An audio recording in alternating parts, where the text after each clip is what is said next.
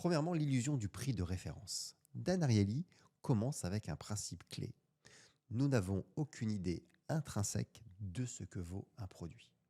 Nous avons besoin d'un point de comparaison. C'est ce qu'on appelle le prix de référence. Je vais vous raconter l'expérience de la bière du MIT. Il raconte dans son livre une expérience célèbre. 2 bières sont proposées aux étudiants du MIT. Une bière classique et une bière MIT Brew, avec un ingrédient spécial.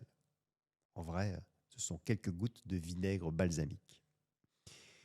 Quand les étudiants goûtent sans savoir, certains préfèrent même la bière au vinaigre. Mais quand on leur dit avant ce qu'elle contient, personne n'en veut. Conclusion, notre perception n'est pas basée uniquement sur la réalité, mais sur le contexte et les références. Comment appliquer ça commercialement ? Si tu proposes ton offre seule, le client va la juger trop chère ou banale. Si tu crées un effet de contraste avec une offre plus chère, soudain, la tienne paraît raisonnable. Tu proposes une solution logicielle à 12 000 euros par an. Si tu arrives avec uniquement ce chiffre, ton client peut bloquer.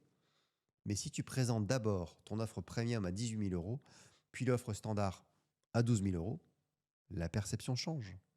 Et là, même quand tu viens d'écouter ce que je viens de dire, ça a changé ta perception. Donc les 12 000 euros deviennent l'option raisonnable.